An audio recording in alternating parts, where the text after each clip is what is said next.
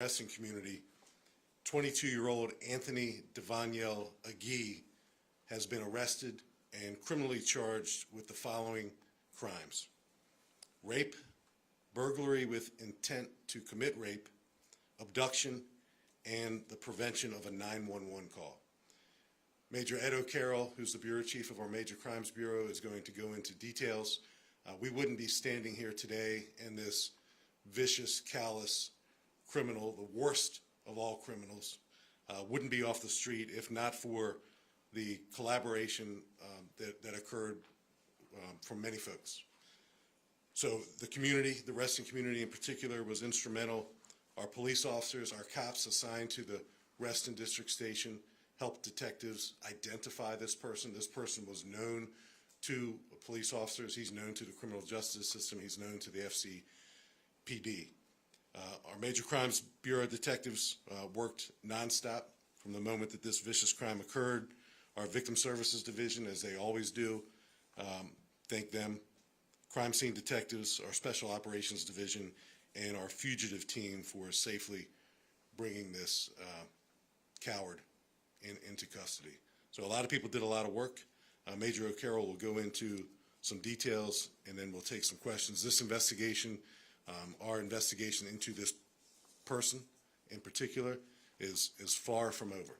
So we're looking again to connect him to any other crimes unsolved, unreported. We're not done with him yet, but he's off the street. That's the good news. Our condolences to the victim in this crime, her friends, her family. What she has to go through is unimaginable. So our thoughts, prayers with her, and she has a long journey in front of her, and we owe it to her, we owe it to the community to continue to identify other crimes that this monster was involved in. Major. Thank you, Chief. Good afternoon, everyone. Imagine for a moment a horror scene out of a movie. Imagine for a moment everyone's worst nightmare. An adult woman who falls asleep in her living room while watching TV, wakes up to a man standing inside her apartment, armed with a weapon. But this wasn't a movie. It was Sunday night, minutes before midnight, in an apartment in the 2200 block of Lovedale Lane in Fairfax County in the Reston Shadowwood community. The intruder threatened the woman and ultimately raped her on the floor of her own home. After the brutal rape, the predator fled the apartment after locating the victim's phone, which he stole. Officers from the Reston District Station were called to the scene, and they immediately started a search for the suspect, ground search, and we used our canine team. The victim's phone was located, discarded a distance away from the apartment in the woods. The suspect was not located.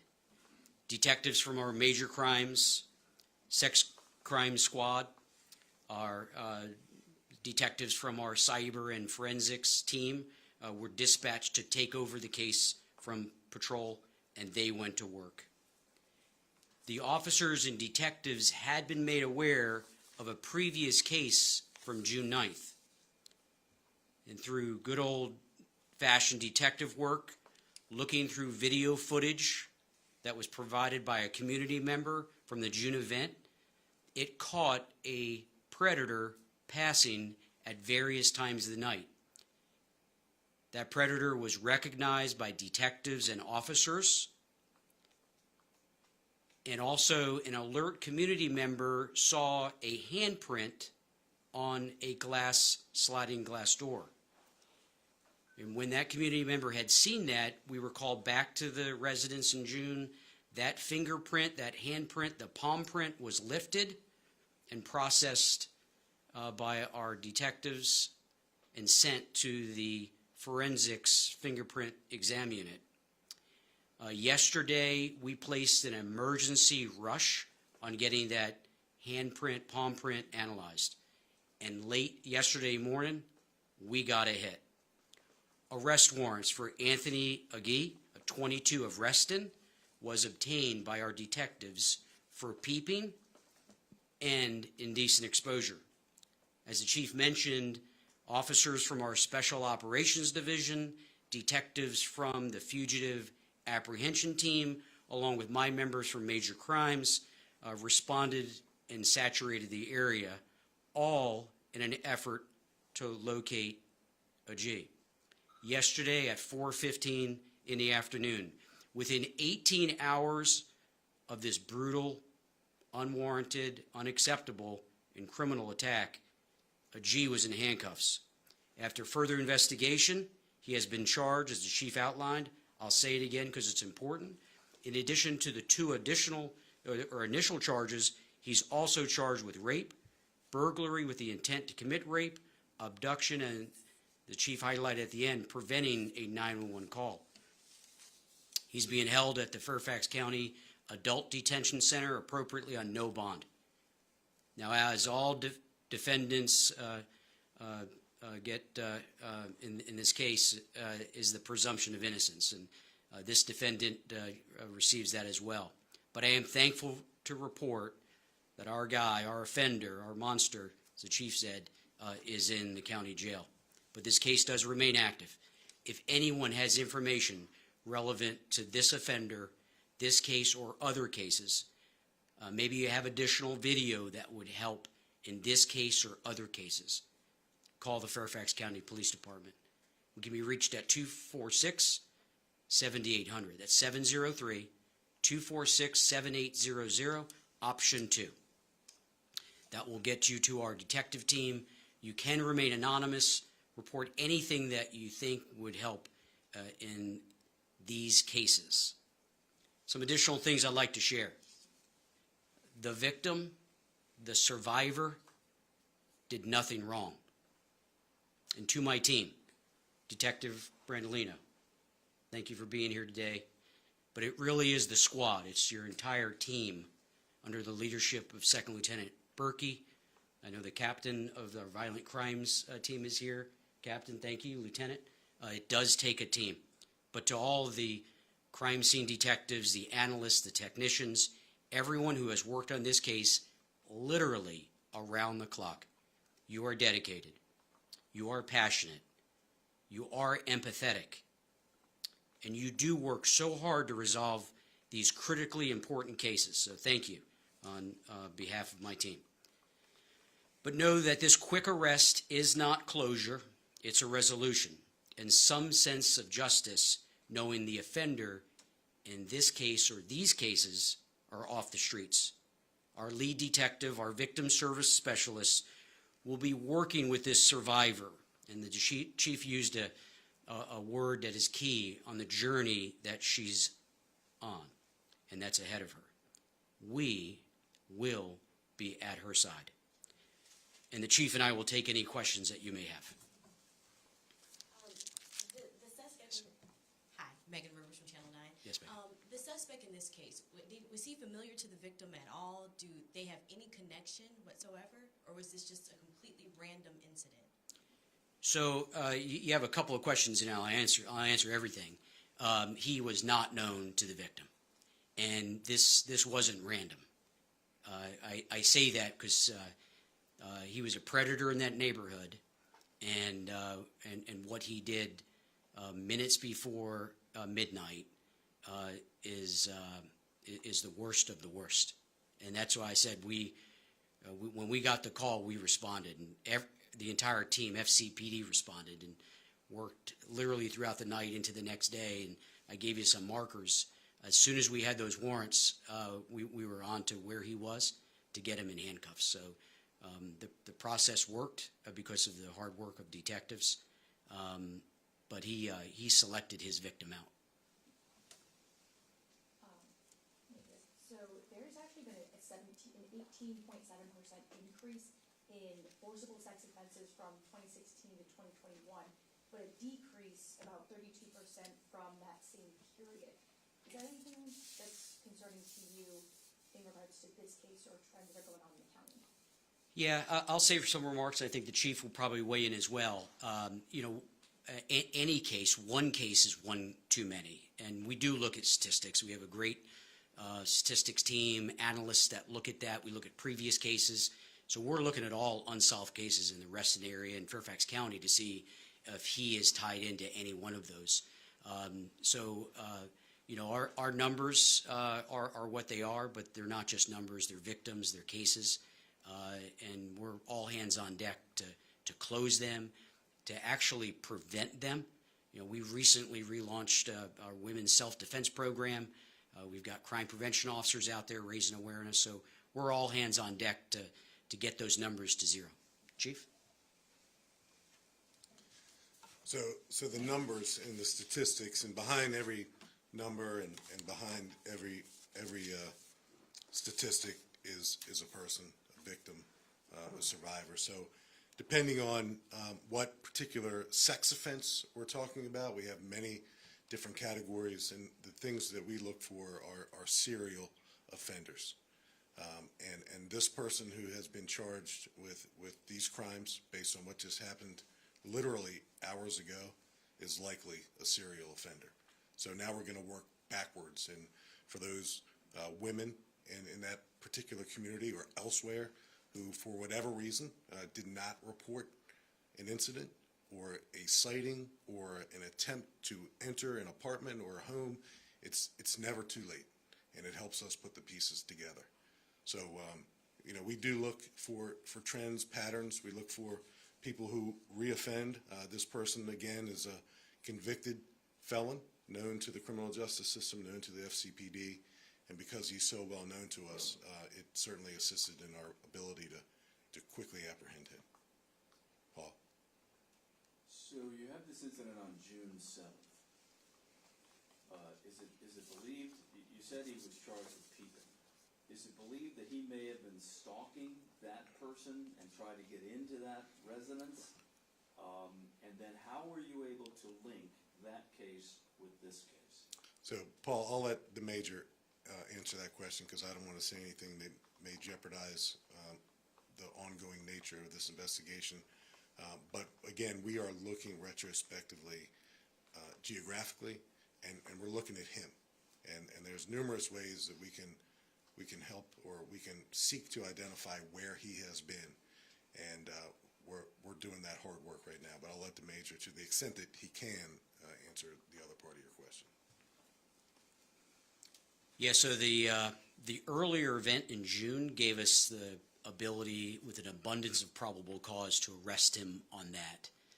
Once he was in handcuffs at 4:16 yesterday, our detectives went to work and did what detectives do, is inquire about the case from hours earlier. So we conducted additional interviews and collected additional evidence, and there is an abundance of probable cause that led us to those additional charges. It's appropriate. Like I said, we got our guy.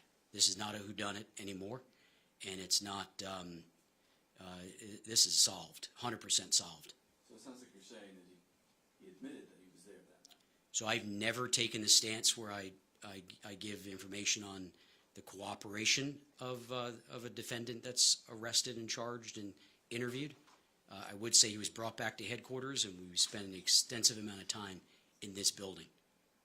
And then why was he known to Fairfax County Police? So his charges are lengthy. They're a lot of them over a long period of time. He's been a busy fella. Now he's busy at the jail where he needs to be. But I can tell you when we assembled a massive team throughout the night, bringing in more staff, more experts and forensics, and again, just great detectives, and they're in the room today, and officers that were coming on shift identified who he was, and that gave us the break that we needed. Any other questions?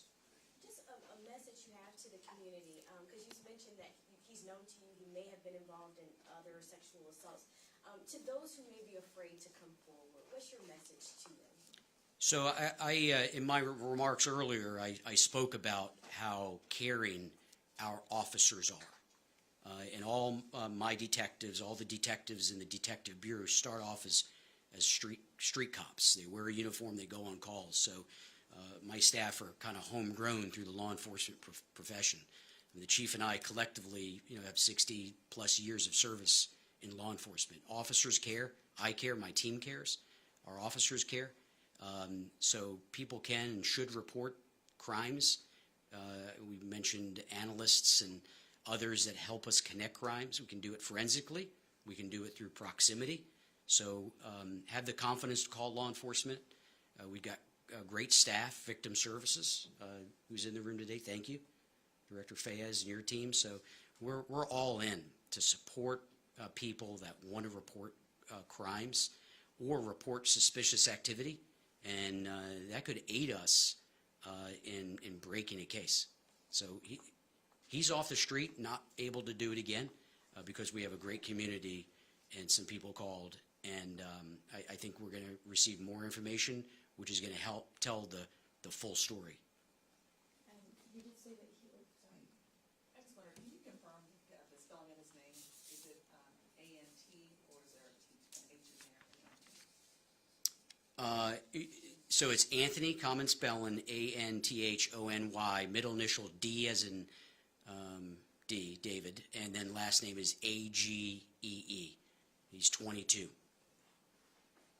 And then you said that he's now currently in the Fairfax County Adult Detention Center, but for people who may still be feeling uneasy, what can they do to keep themselves safe in their own homes, because some of this shouldn't happen to them? Yeah, so thank you for asking that question. I think residents can do a lot. We've got a robust crime prevention unit. We have commanders that organize events in their district. And Captain Pagere, thank you for being here. He's the commander of the Reston stations here today. Cares about this case. Thank you for being here, Captain. But he's got a team that can go out and provide information on safety, awareness, and prevention. And again, as I mentioned, we've restarted the self-defense program in Fairfax County. Chief Davis supported the restart. It was offline for a decade. We're back teaching that class. So there's a lot the community can do with law enforcement to raise awareness. But another thing that's been helpful in this case is video surveillance.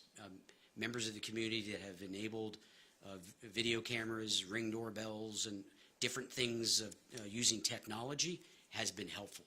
So it's not one thing, it's a layered approach to personal safety and home safety, or something that could aid in an investigation that unfolds like it has in this case. How far away was the June 7th incident from Sunday's incident? Imminently close. Same apartment complex? Same neighborhood, same apartment complex. Yes, so imminently close. That's why we're looking at all the cases in the Reston area, or even outside Reston. That's why our net has now moved to a larger area of Fairfax, because what the history of this predator tells us, he's made his way around, and we're going to see where he's been and what he's done. So we might be back before you announcing additional charges. Let me ask this question. So, with all the technology that you guys have at your disposal these days, I know that there's a lot of cases out there where you guys will share a photograph of somebody around within your units, right? You said that you had an image of this guy that was shared. Was it not good enough that you were able to share that around within your units, that anybody noticed or recognized this guy? Yeah, So so it was well known. no, great question. So I think the individuals that had seen the photo, the still photo of the video that was obtained, it didn't strike anyone's knowledge that's who it was. Once the case broke yesterday, our detectives and others said more law enforcement had looked at it, and that's where we got some of the initial breaks in the case. I mentioned good old-fashioned police work, because fingerprints and palm prints work. That's trusted and reliable. I'm often, Chief and I talk about DNA and forensics. The palm print helped us seal the deal. Chief? Paul, I just want to clarify or add to that a little bit. It's not just FCPD technology that's at play. It's technology that exists in the residential communities, business communities, Ring doorbell, et cetera. So the proliferation of video surveillance technology in America really puts us in a great place. And we don't have to go back too far this summer at Tyson's. And without the video surveillance opportunity to identify that shooter, Noah Settles at Tyson's, it may have taken us a little bit longer. I still think we would have captured our bad guy, but it may have taken us a little bit longer to do that. So as much as we can continue as a society to share video surveillance footage with law enforcement, with the police, I know it's sometimes a sensitive topic, but if we're talking about public spaces and spaces where people live and expect some level of safety and privacy, it's an important endeavor to continue to strive to enhance. But that was one of those cases where you shared that photo around to law enforcement in the Washington area, and that's how somebody recognized him. Settles, I'm talking about. Right. It happens every day. I just use that one as an example, but the more we can do it, the better. And again, to folks who may watch the news tonight and hear about this, particularly women who live in that apartment condominium complex community, and I saw a couple of them interviewed on the news last night. I forget what channel. I watch them all.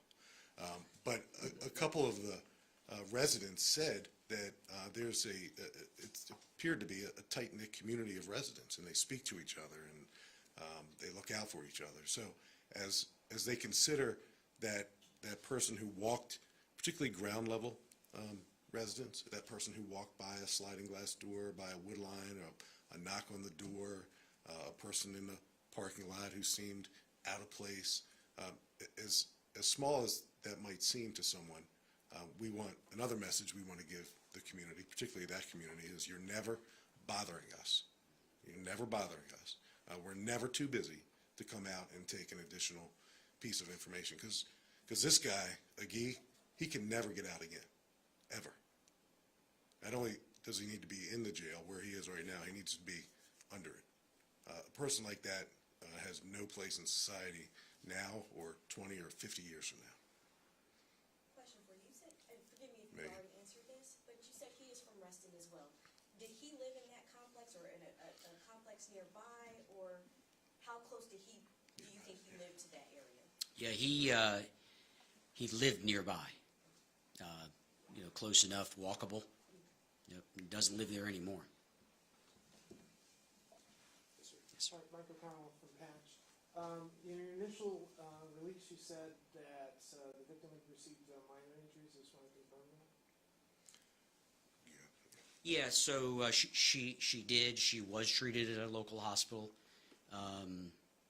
The answer is yes, and that, when we responded, that is our first interest, is to give aid to the victim, and that's what we did.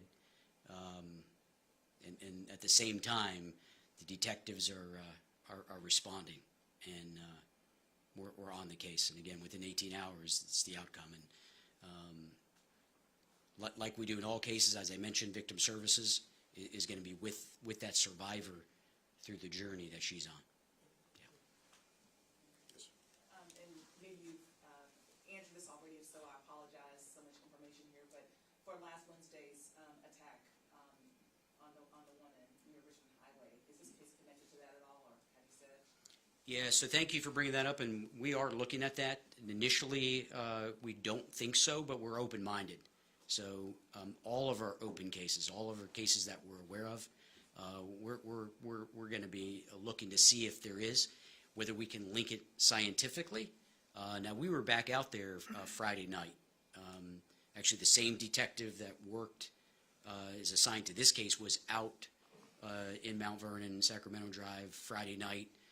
And the rest of the team, thank you for doing that Friday night, because there are other cases that we're working. It's not lost on us. That's why as we wrap up this press conference, my detectives, and you know this, I don't need to say it, they'll be back to work, because there are cases that we need to have full time and attention to. But thanks for bringing that up, and we have shared that event, and so make sure you follow us on our platforms as we inform the community about other cases in Fairfax County. And that case is not lost on us. It's a high priority. Thank you. And just really quickly too, you said he was very known to this department. He has a lengthy rap sheet. How is he on the streets though if he's seemingly a career criminal at such a young age, at 22? Yeah, well, Megan, that's the question that every player in the criminal justice system needs to continue to ask ourselves. So as we look back at him and his criminal history and the opportunities that the criminal justice system may have had to interrupt his criminal behavior, that's always something that should give us pause to contemplate being better as a criminal justice system. It should be an absolute aberration for any of us to stand up here and describe a repeat violent offender. You shouldn't be a repeat violent offender because your criminal behavior should be interrupted by incarceration. So that's one thing that we always look back at, as does every entity in the criminal justice system. So that's certainly a larger conversation. But your earlier point, I just want to put an exclamation point on it. There was no relationship between the victim and this monster, none whatsoever. And our investigation at this point indicates that he did choose her, he selected her, he targeted her.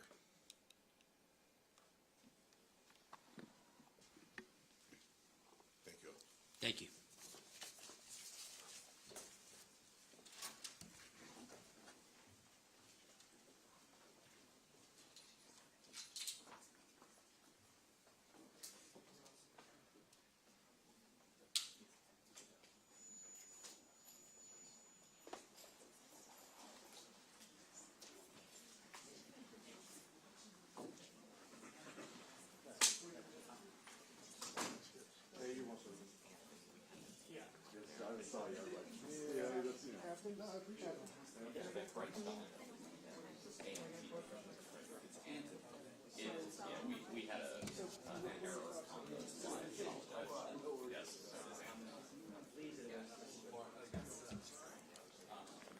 Hey, Paul, you do this now, so you don't forget. What's that?